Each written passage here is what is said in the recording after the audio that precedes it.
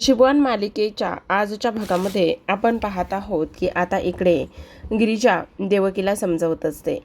ती म्हणत असते, हे बघा, अजिबात आता माघार घेऊ नका. काही जरी झालं तरी सुद्धा माघार घेऊन काही होणार नाही आहे. कारण तुमच्या एक गोष्ट लक्षात यायला हवी, ज्या नागेश्वरने तुमच्या संसाराची अशी राखरांगोळी केली आहे, त्या नागेश्वरला आता धडा शिकवण्याची वेळ आलेली आहे. तुम्ही जर माघार घेतली तर मग मात्र काय होणार आहे. आणि त्याचबरोबर सगळ्यात महत्त्वाची गोष्ट म्हणजे आता तुम्हाला सर्वांसमोर यायलाच हवं. एकदा का तुम्ही सर्वांसमोर आल्या ना, तर मग हा जो काही नागेश्वर आहे ना, हा नागेश्वर घोरपडे, त्याची चांगलीच आपल्याला नांगी ठेचता येईल. हे बघा, मी जे सांगते ना, त्या गोष्टी तुम्ही नीट लक्षात ठेवा. कारण इथे आता नागेश्वरला धडा शिकवणं हे आपलं कामच आहे, असं सुद्धा आता इथे ती बोलू लागते. ह्या सर्व काही गोष्टी इथे बोलल्यानंतर तुम्ही माघार घेऊ नका. तुम्ही बोलणारच आहात. तुम्हाला इकडे तुमच्या संसाराची जी काही राखरांगोळी त्या नागेश्वरमुळे झालेली आहे ना, आज वेळ आलेली आहे की इकडे त्याच्यासुद्धा सर्व संसाराची राखरांगोळी करून टाकायची आहे, असं सुद्धा आता इकडे ती बोलत असते. हे सर्व काही बोलत असताना देवकी म्हणत असते, ठीक आहे, तू म्हणतेस ना, तर मी ते करायला तयार आहे. पण मला एक गोष्ट कळत नाही की मी तिथे त्यांच्या सर्वांच्या समोर हे सगळं काही बोलू शकेन का, तेच मला कळत नाही. त्यावर गिरिजा म्हणत असते, का नाही जमणार? नक्की जमेल. आज जर तुम्ही सर्वांसमोर आलात ना, तर मला एक छोटासा तुम्हाला न्याय द्यायला भेटेल. आणि मी तेच सांगत आहे तुम्हाला की काही जरी झालं ना, तरीसुद्धा तुम्ही तिथे सर्वांसमोर या आणि 2 शब्द का होईना पण तुम्ही सर्वांसमोर बोला. एकदा का तुम्ही सर्वांसमोर 2 शब्द बोललात ना, तर सर्व काही व्यवस्थित होईल आणि त्याचबरोबर इकडे त्या नागेश्वरला चांगला झटका बसेल. आता इकडे जी काही साविया आहे ती म्हणत असते, गिरिजा, तू माझ्याबरोबर इकडे डान्समध्ये सोबत नाचण्याची किंवा जुगलबंदी करण्याची जी काही इकडे तू ॲक्सेप्ट करायला घेतला आहेस ना, ते मात्र आता मी होऊच देणार नाही. मलासुद्धा आता पाहायचं आहे की तू कशा आणि कशा पद्धतीने इकडे माझ्यासोबत नाचणार आहेस. असं म्हणून ती त्या फरशीवर पिना टाकते. आता गिरिजा आलेली असते. गिरिजा विदाऊट चप्पलची चालत असते. जेव्हा गिरिजा विदाऊट चप्पलची चालत असते, त्याच वेळेला सावी झाडाच्या आडून हे सगळं काही पाहत असते. आता गिरिजा त्या पिनावर पाय ठेवणार, तेवढ्यातच तिथे रुद्र येतो आणि रुद्र तिच्या पायाखाली पाय ठेवतो आणि म्हणत असतो, गिरिजा, काय करताय हे? थोडंसं तरी बघून चालता येते नाही का तुम्हाला? तुम्ही अशा कशा वागू शकता, तेच मला काही कळत नाही. अहो, इथे ह्या सगळ्या पिना वगैरे ज्या आहेत ना, त्या कोणी आणि इथे कशा पद्धतीने टाकल्या? काय चाललंय काय हे? तेव्हा गिरिजा म्हणत असते, सॉरी रुद्र, मला नाही माहिती हे सगळं कोणी केलंय तर, पण का केलंय ते सुद्धा मला माहीत नाही.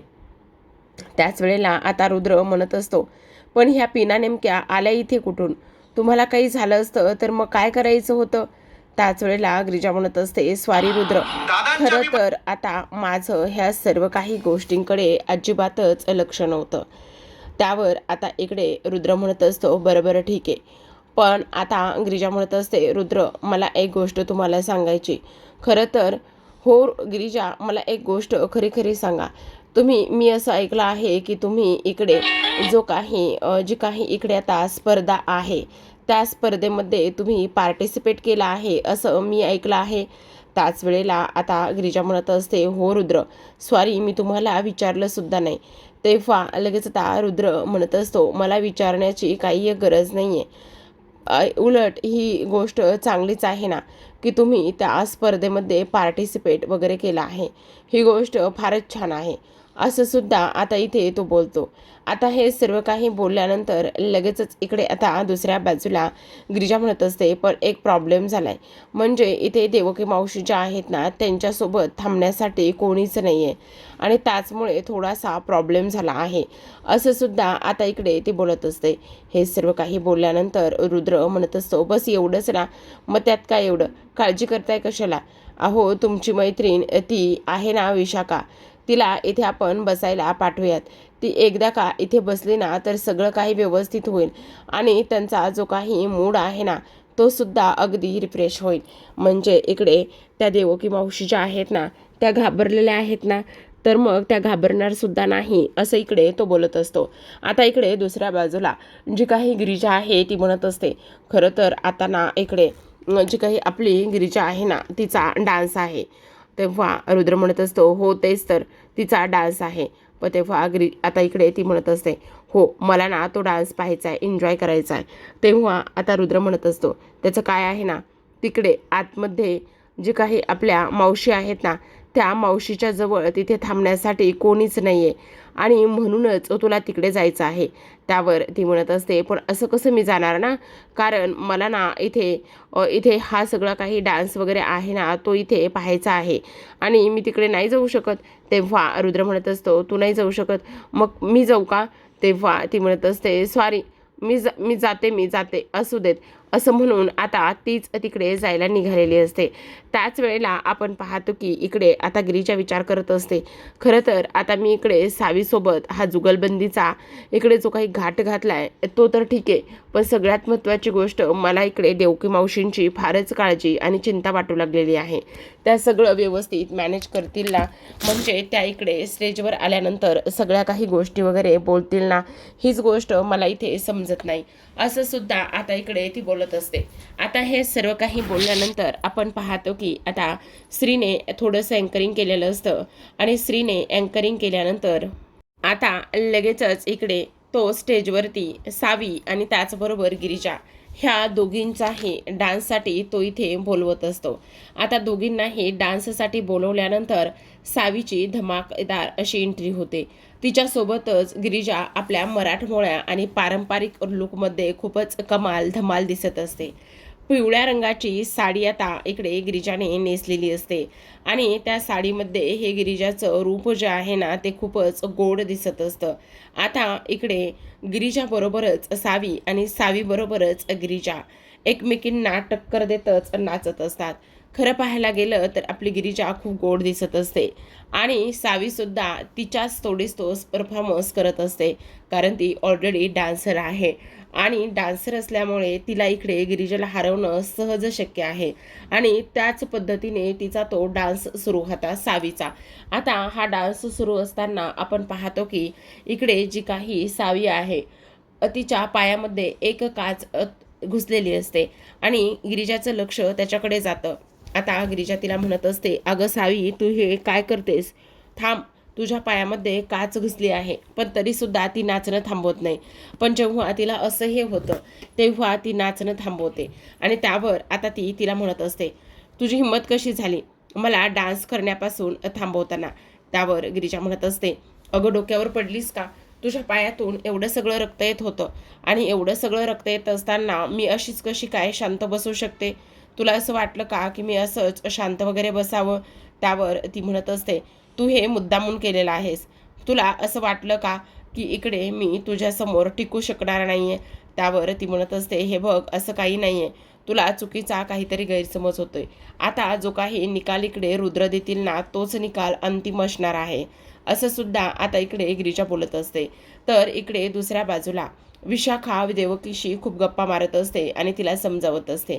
त्याच वेळेला त्या एनजीओमधील एक छोटी मुलगी चक्कर आल्यासारखं तिला होतं आणि तेव्हा देवकी म्हणत असते, अगं हिला चक्कर आली, थांब, मी ना हिच्याकरिता औषध घेऊन येते, असं म्हणून देवकी बाहेर फर्स्ट एड बॉक्स आणण्यासाठी जाते.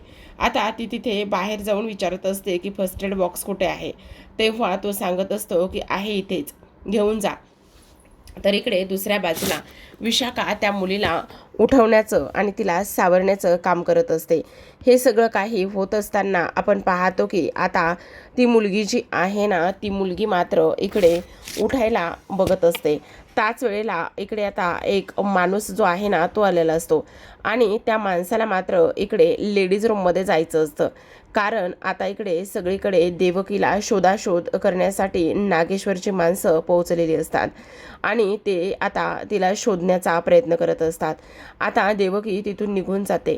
तेव्हा जात असताना इकडे नागेश्वरच्या माणसाने पाहिलेलं असतं की इथे ती देवकीच आहे आणि आपण तिला शोधलं पाहिजे असा इकडे तो विचार करतो. त्याच वेळेला तो आतमध्ये जाण्याचं पाहत असतो, पण आतमध्ये जात असताना तिथे एक माणूस असतो आणि तो म्हणत असतो, हे बघा तुम्हाला आतमध्ये जाता येणार नाही कारण ही लेडीज रूम आहे. त्यावर तो माणूस म्हणजे नागेश्वरचाच माणूस इकडे आता खूप काही बोलत असतो. तो म्हणत असतो, तुझी हिंमत कशी झाली मला अडवण्याची.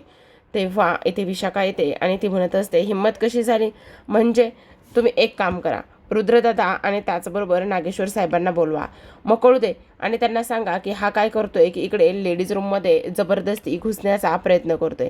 सांगा बोलवा, तुम्ही त्यांना बोलवाच इकडे, असं मुद्दाम आता गिरिजा म्हणत असते. त्याच वेळेला आता इकडे तो माणूस तिथून पळून जातो आणि म्हणत असतो, नाही त्या सगळ्या गोष्टींची काहीच गरज नाही, तुम्ही उगाचच बोलू नका, असं सुद्धा इकडे आता तो बोलत असतो. तर आता इकडे अशा पद्धतीने ह्या दोघींचा डान्स झालेला असतो आणि डान्स झाल्यानंतर सर्वजण टाळ्या वाजवत असतात. सगळेजण टाळ्या वाजवत असताना आपण पाहतो की आता लगेचच इकडे जो काही रुद्र आहे तो स्टेजवरती आलेला असतो. आता रुद्र स्टेजवरती आल्यानंतर तो दोघींचंही फार कौतुक करतो. तो म्हणत असतो, खरं तर सावीने एक नंबर परफॉर्मन्स केलेला आहे आणि सावीने आता इकडे पायाला लागलेलं असून सुद्धा त्या नाचतच राहिल्या. खरं तर हीच खऱ्या डान्स कलाकाराची खरी ओळख आहे. पण त्यांच्या एक गोष्ट लक्षात नाही आली, आपण आपली कला सादर करत असताना आपल्याला ह्या सगळ्या गोष्टीचा विचार करायला हवा. आपण दुसऱ्याला हरवण्याच्या नादामध्ये कायमचं तर इकडे आजारी आणि त्याचबरोबर अपंगत्व किंवा आणखी काही गोष्टी इकडे होऊ शकत होत्या. तसं नाही झालं. पण गिरिजाने इकडे स्वतःच्या हरण्याचा विचार केला नाही.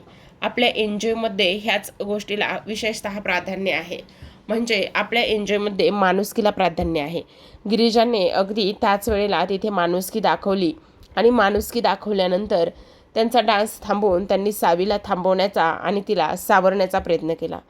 तर खऱ्या अर्थाने इकडे आता गिरिजाने जी माणुसकी दाखवली ना, तीच माणुसकी आपल्या एन्जॉयमध्ये नेहमीच इकडे आता उपयोगी आलेली आहे आणि आपण तीच माणुसकी इथे जपतसुद्धा आलेलो आहोत, असं सुद्धा आता इकडे तो बोलत असतो. आता हे सगळं काही बोलत असताना सावी मात्र रागानेच रुद्रकडे पाहत असते. त्याच वेळेला रुद्र पुन्हा म्हणत असतो, तर मग प्रेक्षकांनो, आजच्या ह्या जुगलबंदीची खरी मानकरी आहे ती म्हणजेच की गिरिजा घोरपडे. गिरिजाने माणुसकी दाखवली आणि हा खेळ ती जिंकली आहे. त्याच वेळेला गिरिजा आता सर्वांचे आभार मानते आणि रुद्र थँक्यू, मी आलेच, असं म्हणून ती निघून जाते.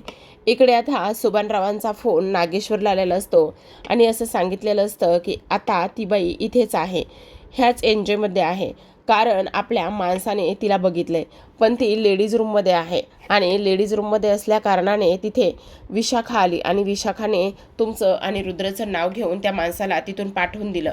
मला कळत नाही की आता तिथं कसा प्रवेश करायचा.